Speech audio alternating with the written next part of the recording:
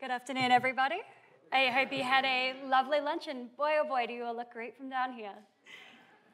I'm super excited to talk to all of you today about a concept that I'm personally and professionally very excited about, the Humanitarian Development Peace Nexus, which I will refer to henceforth as the Nexus because it's a bit of a mouthful.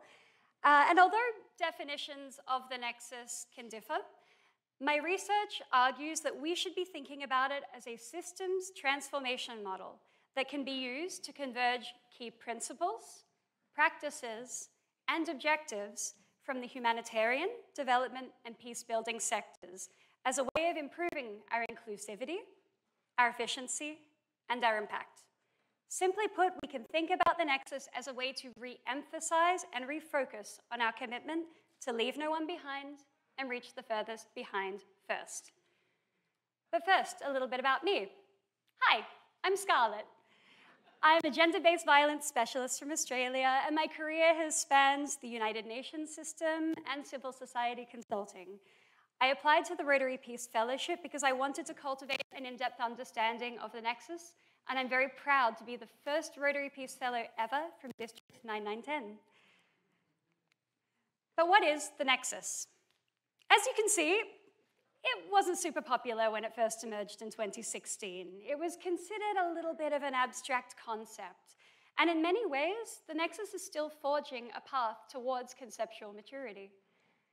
This is because when stakeholders agree to advance the Nexus together in principle, and I admit this is a big if, there remain very practical questions about how to combine these three distinct sectors, not just from an operational perspective, but also without any one of them being subsumed by the others.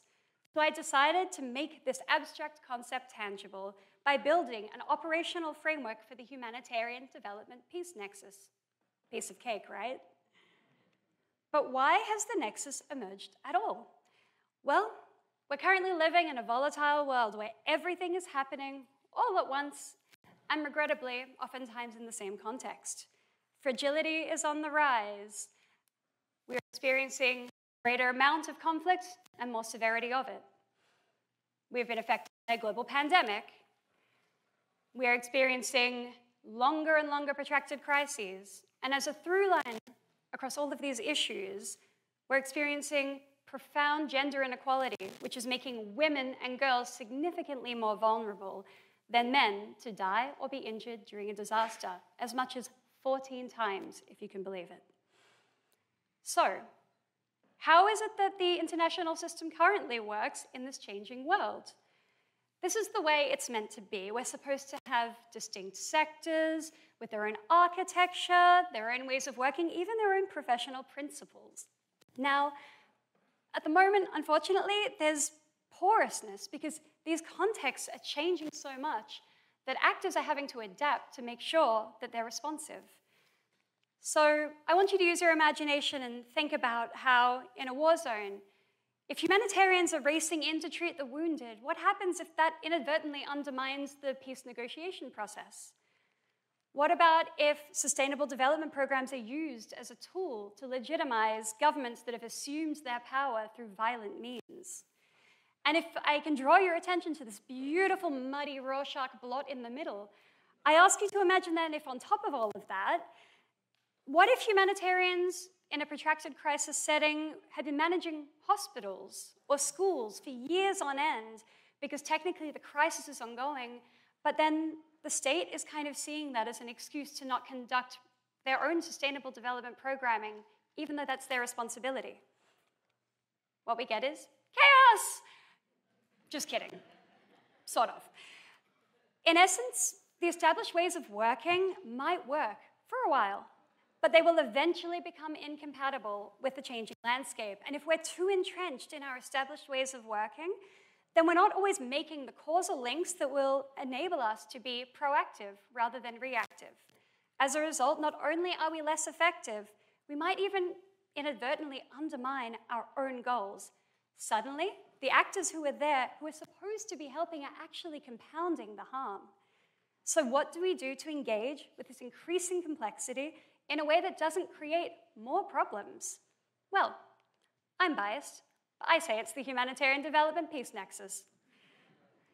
So, allow me to explain briefly my methodology for developing the framework.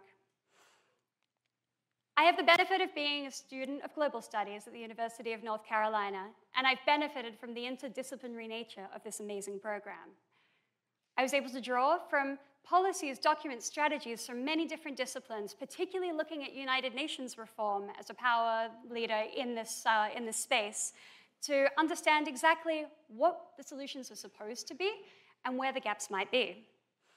Then I conducted some harmonization, because working across so many different disciplines, there are specific ways of describing terminology that don't always, that sometimes mirror that of another sector, even if they're using different words. So, by putting them into conversation, I could establish where two different terms might be actually talking about the same thing.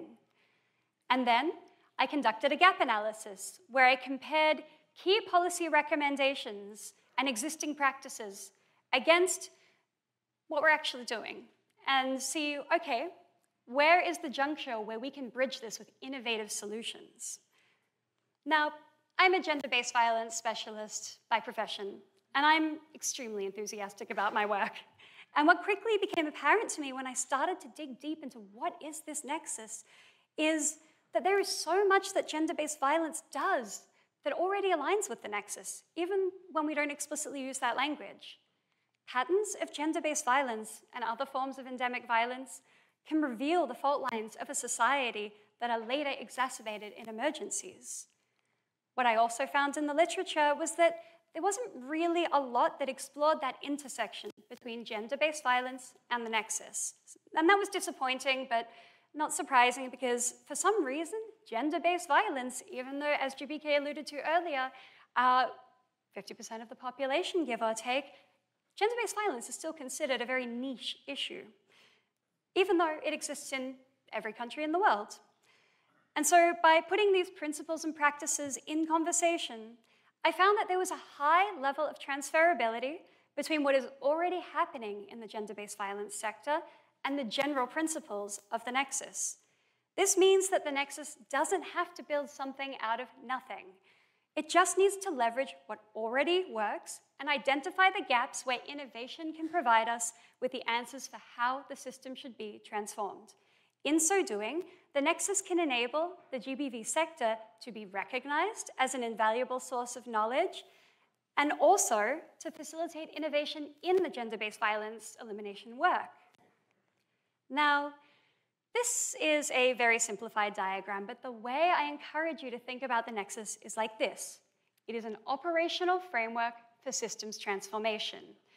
Its focus is to improve inclusivity, efficiency, and impact between three sectors that have traditionally existed separately, but must be seen as pillars of the same ecosystem. The way we understand the nexus should be built from the blueprint of gender-based violence elimination work. If we understood these as transferable and scaled up support, we could operationalize the nexus far more quickly by leveraging the insights that already exist. But at the same time, we could bridge gaps that exist in gender-based violence practice and innovate in the ways that we anticipate and prevent the root causes of violence. Because I know this audience is very familiar with the concept, we could also describe this process more simply as contributing to positive peace. I recently returned from Pakistan, where I was supporting the humanitarian flood response. Now, I'm not sure if you've ever been, but for me personally, I was blown away by how fascinating Pakistan is as a country, full of amazing people and some of the best food you will ever eat. But it's also a fantastic case study for why the nexus is very useful to our work. The floods submerged nearly a third of the country underwater, and that required a humanitarian response. But at the same time, in the northwest of the country, there was a rising security situation. And then, while all of this is happening, and there's all kinds of different features that we have to be thinking about, there's a sustainable development agenda that needs to keep going, because it's a big country, and we can't put things on pause while we're dealing with all of the other issues. So allow me to walk you through a simple hypothetical of how the nexus could work in this context. Although it's laid out as a circle, I do want to remind you to think about this as things that would be happening in parallel at the same time, completely in complement to one another.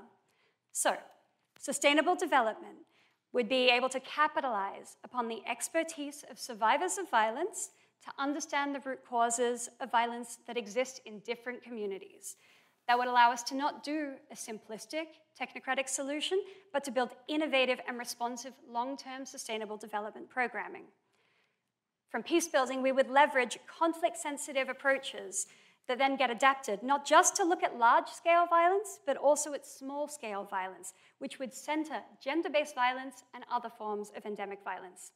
Then we could develop compound vulnerability instruments that can help us to really understand where and what the issues are and proactively address them through the Sustainable Development Programming. Then humanitarian responders who are informed by the data from this compound vulnerability analysis can prioritize need-based assistance to people who might otherwise be missed. As a result, there's better efficiency because these sectors are communicating and coordinating.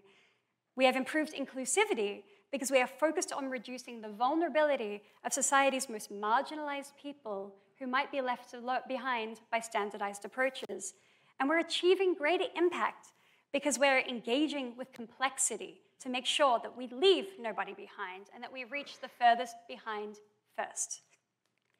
A final thought before I let you go for how I envision the future of the Nexus. Because it focuses on resolving not only the harms that we see today, but also those of tomorrow, I encourage you all to think about the Nexus as a framework that can be applied not just to fragile states or protracted crises or conflict settings, but everywhere in the world that there is endemic violence, your countries and mine.